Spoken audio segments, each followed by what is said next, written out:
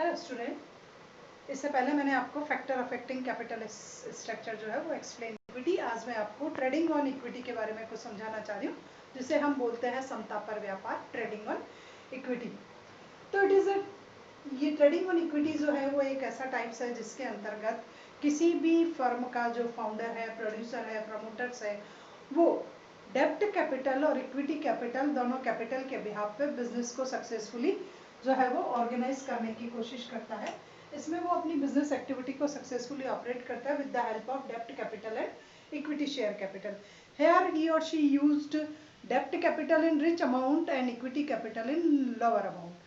तो जब भी कोई बिजनेसमैन इस स्टाइल्स की थीम को अडेप्ट करता है कि डेब्ट कैपिटल जो होती है उसके टोटल इन्वेस्टमेंट में हाई रेशो लिए हुए होती है और इक्विटी कैपिटल जो होती है वो बहुत लोअर रेशो लिए हुए होती है, और फिर सच टाइप ऑफ कैपिटल से वो जो है एक बिजनेस एक्टिविटी को सक्सेसफुली ऑपरेट करता है, then it is known as trading on equity. Then when a business organizations operate its business activity with excess amount of debt capital in comparison than equity, कि जब कभी भी कोई भी businessman अपने बिजनेस एक्टिविटी को इस स्टाइल से ऑपरेट करता है कि वो डेब्ट कैपिटल लोअर अमाउंट में लेता है और इक्विटी डेब्ट कैपिटल हायर अमाउंट में लेता है और लोअर कैपिटल जो है इक्विटी शेयर कैपिटल है वो लोअर अमाउंट में लेता है, तो इस टाइप्स की उसकी प्रोसेस को हम इक्विटी ट्रेडिंग ऑन इक्विटी के नाम से जानते हैं. If a firm has raised of its capital through fixed cost capital, जब कोई फर्म अपनी कैपिटल की जो भी अपनी रिक्वायरमेंट होती है, जो भी नीड्स होती है, एटलीस्ट वो टोटल नीड्स को फिक्स्ड कॉस्ट कैपिटल से फुलफिल करती है. First of all small amount में इक्विटी शेयर कैपिटल इशू कर दी जाती है एंड रिमेनिंग पार्ट जो है कैपिटल्स का वो डेब्ट कैपिटल से कलेक्ट किया जाता है. तो इस स्टाइल्स की प्रोसेस को ट्रेडिंग ऑन इक्विटी कहते हैं. अकॉर्डिंग टू गुथमैन की एक डेफिनेशंस जो है वो आपको दी हुई है कि the use of borrowed fund at a fixed cost for financing of a firm is known as trading on equity, कि जब किसी भी फर्म की फाइनेंशियल रिक्वायरमेंट को फुलफिल किया जाता है बोरोड फंड के द्वारा एट अ फिक्स्ड कॉस्ट पे, तो इस स्टाइल्स की जो थीम है वो आपकी ट्रेडिंग ऑन इक्विटी कहलाएगी. It is also called financial leverage, उसको हम फाइनेंशियल लिवरेज भी कहते हैं. तो ट्रेडिंग ऑन इक्विटी जो है वो एक बिजनेसमैन के थ्रू अडॉप्ट की जाती है. इक्विटी कैपिटल लोअर होती है और उसकी डेब्ट कैपिटल हायर अमाउंट में होती है. परंतु ये सब कब पॉसिबल हो सकता है कि व्हेन मैनेजमेंट को ऐसा बिलीव होता है कि that earning of a firm is more than the interest paid on fixed cost capital. जब किसी फर्म का मैनेजमेंट ये पहचान जाता है कि उससे होने वाली अर्निंग तो एक्सेस में होगी इन कंपैरिजन देन कॉस्ट, जो भी इंटरेस्ट पे कॉस्ट जा रही है उसके कंपैरिजन में, तो इस स्टाइल की प्रोसेस को अडॉप्ट किया जाता है. तो फर्स्ट ऑफ ऑल आप ये समझ गए कि what is trading on equity.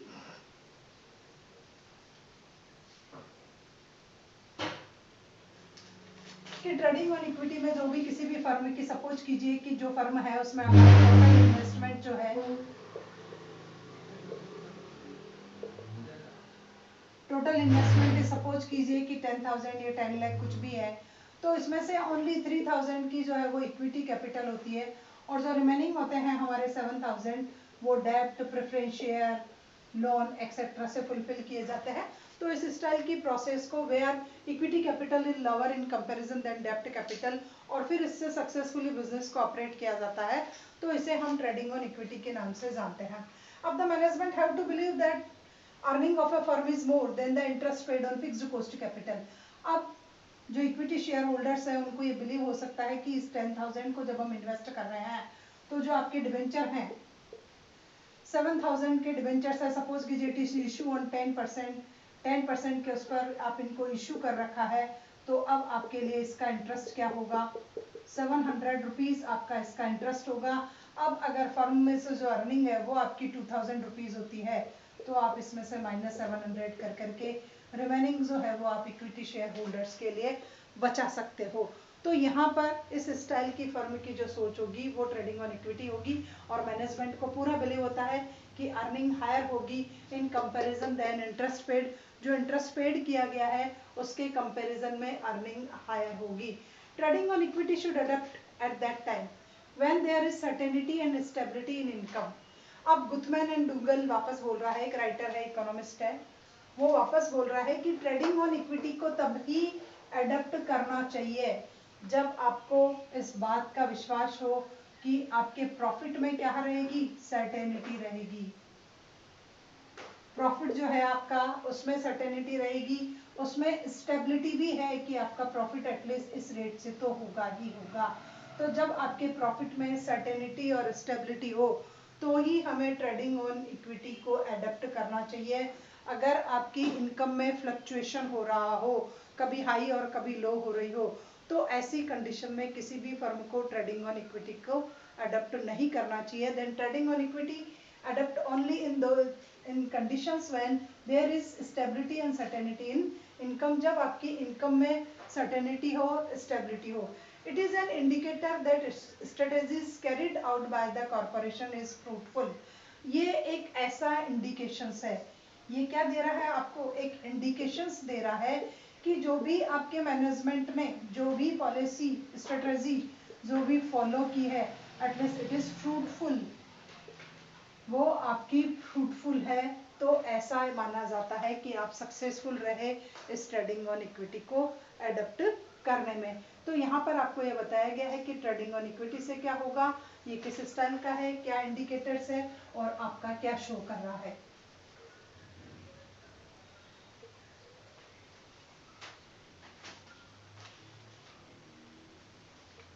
Again आता है टाइप्स कि आपके इसके ट्रेडिंग ऑन इक्विटी के कितने टाइप्स होते हैं। Then there are two types of trading on equity. First is trading on thin equity, trading on thin equity, and second is trading on thick equity. There are two types of trading on equity. First, trading on thick equity, and second is trading on, first is thin equity and other one is thick. ये तो अब जहां आपको लग रहा है कि thin equity, it means equity share capital is lower in comparison than डेब्ट capital. Here equity share capital is lower in comparison than डेब्ट कैपिटल। यहाँ पर आपके समता अंश कम होंगे, debentures, bond, preference shares etcetera जो है वो ग्रेटर अमाउंट में होंगे। And where you show thick, thick means ये, तो यहाँ पर होगा equity share capital is excess in comparison than डेब्ट कैपिटल। तो अगर फर्म की ऐसी जो होती है एडेप्टेशन जो होगा वो दो प्रकार से होगा। आप जब भी डेब्ट कैपिटल की हेल्प लेते हो तो उसको हम ट्रेडिंग ऑन इक्विटी मानेंगे कि जब कभी भी फर्म ने अपनी कैपिटल को जो फुलफिल किया है वो बहुत टाइप्स ऑफ कैपिटल इशू करके किया, फर्स्ट इक्विटी एंड सेकंड डेब्ट, then it is known as trading on equity. But it is again two types, first is thin and second is thick. Then thin में हम equity share capital को large amount में issue करते हैं, और जो thick में equity share capital large amount में जो है इशू की जाती है, और थिन में इक्विटी जो है आपकी इक्विटी शेयर कैपिटल का जो है वो लोअर अमाउंट में जाएगा। सपोज कीजिए कि यहाँ पर जो है हमने 3000 के इक्विटी इशू किए हैं और 7000 की डेब्ट कैपिटल है, एंड हेयर 7000 डेब्ट कैपिटल एंड 3000 इक्विटी कैपिटल, और इस स्टाइल से हमने कंपनी की जो कैपिटल है एटलीस्ट उसको फुलफिल करने की कोशिश की है। तो ये हो गया आपके टाइप्स की रियल में इक्विटी शेयर कैपिटल का आपके क्या टाइप्स है। अब आता है आपका इसकी इंपॉर्टेंस की, what are the importance of trading on equity, कि किसी भी फर्म के थ्रू ट्रेडिंग ऑन इक्विटी की अडेप्टेशन के पीछे एटलीस्ट क्या उसकी इंपॉर्टेंस है, क्या उसको उसके बेनिफिट्स मिल सकते हैं। Then importance of trading on equity, importance of trading on equity.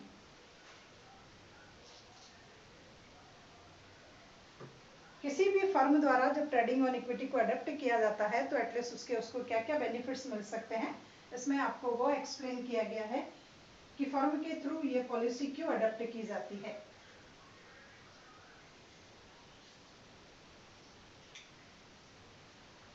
Then first of all है ट्रेड ऑपरेट क्वाइट रेगुलरली, कि इक्विटी शेयर कैपिटल का अडॉप्टेशंस के पीछे जो फर्स्ट इंपॉर्टेंस है वो ये है कि हमारा जो ट्रेड है एटलीस्ट वो एक रेगुलर प्रोसेस में अडॉप्ट हो सकता है,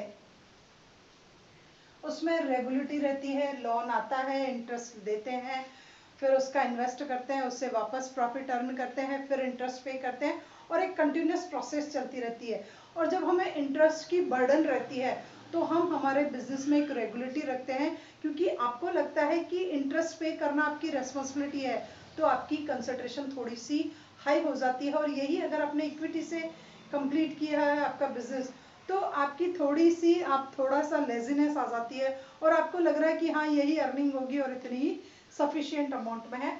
तो इसका पहला बेनिफिट होता है कि हमारा क्वाइट रेगुलरली एक प्रोसेस में चलने लग जाता है, स्मूथली जो है वो हमारी बिजनेस एक्टिविटी वो ऑपरेट हो जाती है। उसके बाद है payment on dividend in high rate. Second इसका बेनिफिट ये मिलता है कि जो हमारे डिविडेंड की जो रेट होती है एटलीस्ट वो बहुत ज़्यादा हाई हो जाती है। डिविडेंड की रेट जो है वो हाई कैसे हो जाती है, क्योंकि यहाँ आपने पहले देखा कि आपकी 2000 की अर्निंग थी, आपने ओनली जो है 7000 रुपीज एज ए इंटरेस्ट पे किया, रिमेनिंग जो आपके बचा वो आप इक्विटी शेयर होल्डर को ही डिस्ट्रीब्यूट करोगे, जबकि इसकी कैपिटल हायर थी in comparison than equity share capital. तो ऐसी कंडीशन में हम कह सकते हैं कि जो इक्विटी शेयर कैपिटल पे जो आप डिविडेंड पे करोगे एटलीस्ट उसकी रेट हायर हो जाती है। तो ट्रेडिंग ऑन इक्विटी का एक बेनिफिट ये भी मिलता है कि इक्विटी शेयर होल्डर्स को जो मिलने वाला डिविडेंड है वो बहुत ज़्यादा हो जाता है। थर्ड इसकी बेनिफिट है मिनिमाइज टैक्स बर्डन, कि हमारी जो टैक्स की बर्डन है एटलीस्ट वो रिड्यूस हो जाती है। टैक्स की बर्डन किस स्टाइल से रिड्यूस होती है, अब सपोज कीजिए कि ये 2000 रुपीज का हमारा टू जो है आपकी वो EBIT है। अब यहाँ पर आपको शेयर होल्डर्स को अगर आपने डेप्ट कैपिटल इशू नहीं की होती तो एज इट इज आपको ये इक्विटी शेयर होल्डर ये आपको इनकम टैक्स में पे करना पड़ता, 50% टैक्स होता, तो 50% ही आपका जो है इक्विटी शेयर होल्डर्स जितने भी आपने इशू किए उसमें बचेगा। अब यहाँ पर देखिए कि ये 2000 रुपीज है। अब आपने सपोज कीजिए कि 10,000 रुपीज की जो कैपिटल है 10% पे इशू कर रखी है, तो यहाँ पर 1000 रुपीज जो है एग्जम्प्टेड फ्रॉम टैक्स जो भी है, आप मान लीजिए कुछ भी इस पर इंटरेस्ट जो है, जैसे अभी यहाँ मैंने कहा कि 10,000 पर आपको 10% देना है देन 1000 रुपीज। अगर आपका 20,000 प्रॉफिट होता है और 1000 एग्जम्प्टेड होता है तो 19,000। अब 19,000 का 50% आप टैक्स दोगे, जबकि यहाँ पर आप बिल्कुल 50% का टैक्स पे कर रहे थे। तो ये जो आपको रिडक्शन सेशन मिलती है उससे आपके टैक्स की बर्डन थोड़ी सी रिड्यूस हो जाएगी। आप सब कॉमर्स के स्टूडेंट हैं, आपको सबको पता है कि हम किस स्टाइल से इसमें से जो भी डिवेंचर्स में जो भी रेट ऑफ इंटरेस्ट होती है it is exempted from tax. तो जब हम हमारी EBIT में से टोटल अर्निंग में से जब तक हम इंटरेस्ट को लेस नहीं करेंगे तब तक हम टैक्स पे नहीं करेंगे। और सपोज कीजिए आपने डिवेंचर इशू ही नहीं किए तो टोटल आपकी जितनी भी अर्निंग है उस पर जो भी आपकी टैक्स रेट है आपके ऑलमोस्ट एग्जाम्पल में 50% होती है, तो आपको एज इट इज 50% से ही वो टैक्स जो है वो देना पड़ेगा। तो ये ट्रेडिंग ऑन इक्विटी अडॉप्ट करने का एक बेनिफिट ये होता है कि इससे हमारी टैक्स की जो बर्डन होती है एटलीस्ट वो रिड्यूस हो जाती है। नेक्स्ट आता है increase in the goodwill of company. अब कंपनी की गुडविल किस स्टाइल से इंक्रीज होती है ये देख लीजिए। इंक्रीज गुडविल ऑफ कंपनी, कि हमारी कंपनी जो है एटलीस्ट उसकी मार्केट में वैल्यू क्यों हाई होगी, क्योंकि यहाँ पर आपने देखा कि डिविडेंड की जो रेट है एटलीस्ट वो हाई हो गई, डिविडेंड की रेट है वो हाई हो गई। तो हाई डिविडेंड देने से आपके जो शेयर का मार्केट प्राइस है एटलीस्ट वो इंक्रीज हो जाएगा, और जैसे ही आपके शेयर का प्राइस इंक्रीज होगा मार्केट में आपकी कंपनी की जो गुडविल है वो हाई हो जाएगी, क्योंकि ट्रेडिंग ऑन इक्विटी अडॉप्ट करने के बिहाफ पर आपको इक्विटी शेयर कैपिटल के लिए प्रॉफिट जो है अर्निंग जो है वो लार्ज अमाउंट में बच रही है, इस वजह से ये सिचुएशन आपकी यहाँ पर क्रिएट हो रही है। नेक्स्ट होता है कंट्रोल ऑन फाइनेंशियल रिसोर्सेज, कि जितने भी फाइनेंशियल रिसोर्सेज हैं एटलीस्ट उन पर आपका जो कंट्रोल है वो इंक्रीज अब हो जाएगा, क्योंकि डिवेंचर्स होल्डर्स जो भी होते हैं आपके डिवेंचर्स होल्डर को किसी भी तरह का कोई भी राइट नहीं होता है, no participation in meeting, no voting right, no interference right, उनको कुछ भी नहीं होता है। उनका एटलीस्ट कंपनी की कैपिटल पर कोई कंट्रोल नहीं होता है, वो केवल मात्र इंटरेस्ट लेने का राइट रखते हैं, बाकी उनको कोई भी राइट नहीं है। तो इससे एक बेनिफिट आपको ये हो गया कि आपकी जितनी भी कैपिटल है, जितने भी रिसोर्सेज हैं, जितनी भी एसेट्स हैं, एटलीस्ट उन पर जो कंट्रोल होगा वो आपके मैनेजमेंट का होगा, वो आपके शेयर होल्डर का होगा। तो ये बहुत अच्छी बात है कि सारा जो कंट्रोल होगा फाइनेंशियल रिसोर्सेज पर वो आपके मैनेजमेंट का ही रहेगा। नेक्स्ट इसका जो बेनिफिट आता है it is control on business. अब आपको बिजनेस पर कंट्रोल करना भी बहुत इजी हो गया, कंट्रोल ऑन बिजनेस, क्योंकि जितने भी रिसोर्सेज हैं जब आपका उन पर कंट्रोल है, जब कभी भी हमारा रिसोर्सेज पे कंट्रोल होता है तो पर्टिकुलर बिजनेस को कंट्रोल करना इजी हो जाता है, क्योंकि बिजनेस पर आपको ही वोटिंग का राइट है, आपकी ही डिसीजन मेकिंग है, आपका ही पॉलिसी फॉर्मुलेशन है। तो आप टोटल बिजनेस एक्टिविटी को उसी स्टाइल से स्मूथली रनिंग करोगे जिस स्टाइल से आपकी डिजायर है। तो बिजनेस पर कंट्रोल जो है वो शेयर होल्डर का वो हाई हो जाएगा। तो ये these are the benefit from, these are the importance of trading on equity. कि ट्रेडिंग ऑन इक्विटी जो है उस पर आपकी ये इंपॉर्टेंस है। एक इजी डिसीजन मेकिंग भी हो जाता है। एक बेनिफिट ये होता है कि इजी डिसीजन मेकिंग,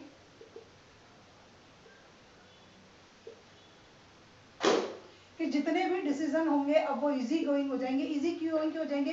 क्योंकि इक्विटी शेयर जो है वो बहुत स्मॉल अमाउंट का है, और जो भी स्मॉल अमाउंट है वो ऑलमोस्ट जो है वो मैनेजमेंट ने परचेज कर रखी है। तो जब मैनेजमेंट ने परचेज कर रखी है तो किसी भी पॉलिसी पर, किसी भी प्रोजेक्ट पर, किसी भी एक्टिविटी पर अगर कोई डिसीजन लेना है तो मैनेजमेंट इजी गोइंग जो है वो अपना डिसीजन ले सकता है। उसको किसी स्टाइल की, किसी से कोई भी परमिशन लेने की आवश्यकता नहीं रहती है। तो हम कह सकते हैं कि इससे जो है वो हमारी जो डिसीजन मेकिंग की जो पॉलिसी है वो बहुत ज़्यादा हाई हो जाती है। उसके बाद इसका एक और बेनिफिट है टू अर्न मोर इनकम। आपकी इनकम जो है, आप जब डेप्ट कैपिटल और इक्विटी कैपिटल दोनों के बिहाफ पे आप जब बिजनेस एक्टिविटी को रनिंग करते हो तो जो टोटल प्रॉफिट होगा वो एक्चुअल में बहुत ज़्यादा हाई होगा। तो ये है कि इससे जो है अर्निंग आपकी वो बहुत ज़्यादा हो जाएगी। उसके बाद है कि मार्केट प्राइस शेयर के वो भी बहुत इंक्रीज होंगे। मार्केट प्राइस जो शेयर के हैं वो बहुत ज़्यादा हाई हो जाएंगे। तो these are the importance of trading on equity. ये जो है पर्टिकुलर ट्रेडिंग ऑन इक्विटी जो है आपकी, उससे आपको जो मिलने वाली इंपॉर्टेंस है एटलीस्ट वो एक्सप्लेन की गई है।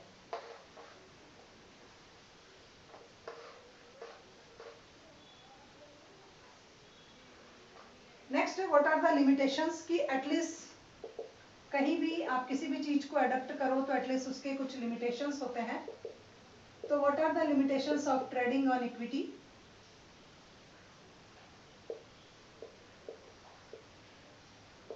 फर्स्ट ऑफ ऑल जो फर्स्ट जो है आपका वो है अनसर्टेनिटी ऑफ इनकम।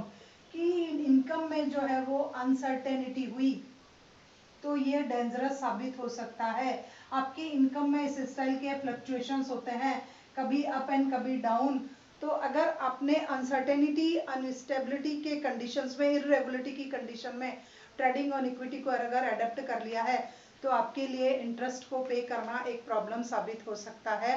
तो जब अनसर्टेनिटी की कंडीशन हो तो ट्रेडिंग ऑन इक्विटी को हाई अमाउंट में जो है वो अडेप्ट नहीं करना चाहिए, बहुत लोअर अमाउंट में आप इसको अडेप्ट कर सकते हो। उसके बाद सेकंड आता है इसमें कि रिलेशन ऑफ मैनेजमेंट।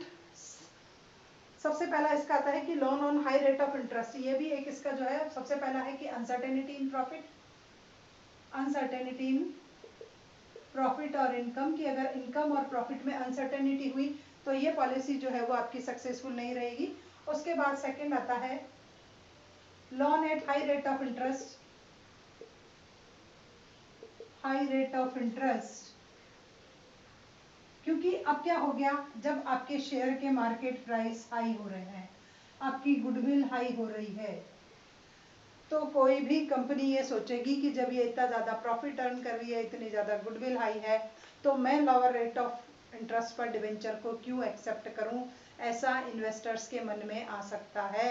तो फिर इन्वेस्टर्स आपसे नेक्स्ट जब कभी भी आप डेप्ट या लोन की डिमांड करते हो तो डिवेंचर की जो डिमांड है वो हाई हो जाएगी, और इस डिमांड के तहत वो आपसे हाई रेट ऑफ इंटरेस्ट जो है उसकी डिमांड करेंगे। नेक्स्ट आपका जो भी इश्यू होगा, जब कभी भी अब आप डिवेंचर इशू करोगे तो ज़्यादा ब्याज दरें आपको चुकानी पड़ेगी, क्योंकि इन्वेस्टर्स को मालूम है कि कंपनी की अर्निंग बहुत ज़्यादा स्ट्रॉन्ग हो रही है।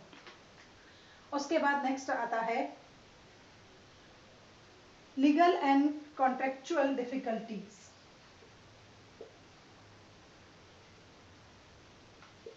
लीगल डिफिकल्टीज,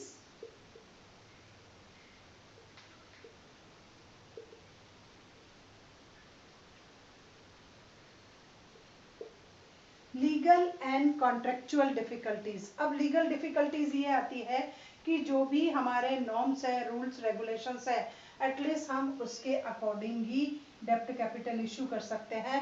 उससे ज़्यादा जो है अगर हमने कर दिया तो फिर हमारे ऊपर किसी भी एक्ट के अकॉर्डिंग कोई भी केस जो है वो फायर हो सकता है। तो लीगल जो रेस्पॉन्स जो है डिफिकल्टीज वही आती है कि हर एक्ट में यही प्रोविजन है कि 1:2 का रेशो हो सकता है, इक्विटी शेयर कैपिटल से जस्ट डबल डेप्ट कैपिटल हो सकती है, बट इससे ज़्यादा या इससे हाई अमाउंट में आप डेप्ट कैपिटल को इश्यू नहीं कर सकते हो। तो ये लीगल और कॉन्ट्रेक्चुअल फॉर्मेलिटीज़ जो होती है या नॉर्म्स जो होते हैं वो आपके ट्रेडिंग ऑन इक्विटी अडेप्टेशंस की पॉलिसी को अफेक्टेड कर सकते हैं और आपको उसी के अकॉर्डिंग जो है इस पॉलिसी को अडेप्ट करना पड़ेगा। उसके बाद आता है fear of over capitalisation. Fear of over capitalisation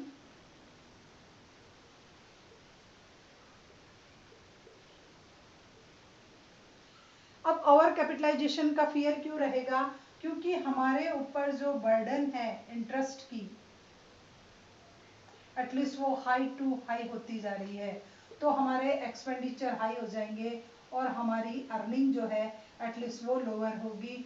तो ऐसी सिचुएशन जो है किसी भी कंपनी में ओवर कैपिटलाइजेशन की सिचुएशन को जो है वो क्रिएट कर सकती है कि जब हमारे जो बर्डन है वो बहुत ज़्यादा हाई हो जाएंगे, इंटरेस्ट पे करना, हाई रेट से इंटरेस्ट पे करना, टू मच हैवी क्वांटिटी में इंटरेस्ट पे करना एक्सपेंडिचर को इंक्रीज करेगा और इस स्टाइल का एक्सपेंडिचर इंक्रीज होना और अर्निंग का लोअर होना किसी फर्म में ये शो करता है कि फर्म की जो कंडीशंस है वहाँ पर कहीं ना कहीं ओवर कैपिटलाइजेशन हो रहा है।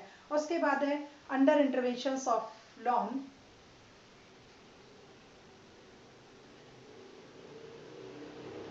अंडर इंटरवेंशंस ऑफ लॉन्स कि जब कभी भी जो है कभी कभी ऐसी सिचुएशंस आ जाती है कि जो लोन गिवर है एटलीस्ट वो भी आपकी फर्म में इंटरफेयर करने लग जाते हैं। जब आपने एक्सेस अमाउंट में लोन इशू कर रखा है तो इंटरफेयर जो होगा, जिन लोगों ने फर्म को लोन दे रखा है उनका हाई हो सकता है क्योंकि वो ये देखेंगे कि आप फर्म की एसेट्स का, फर्म की कैपिटल का प्रॉपर यूटिलाइजेशन क्यों नहीं करते हो। तो ये भी एक जो है वो प्रॉब्लम आपकी इंक्रीज कर सकता है। उसके बाद है difficulties in extra capital. Difficulties in extra capital, suppose कीजिए अब आपको कभी एक्स्ट्रा कैपिटल की रिक्वायरमेंट हो गई है तो बार बार लोन इशू करना भी आपको एक है जो प्रॉब्लमेटिक हो सकता है। तो इसलिए जब कभी भी एक्स्ट्रा कैपिटल की रिक्वायरमेंट होती है आप हर समय ये सोचो कि नहीं मुझे तो डेप्ट कैपिटल से मिल जाएगा, तो ये पॉसिबल नहीं है क्योंकि एक्स्ट्रा कैपिटल कभी जो है मार्केट से लेना बहुत मुश्किल हो जाता है, उसमें बहुत ज़्यादा डिफिकल्टीज आती है। तो these are the benefit and limitations of trading on equity.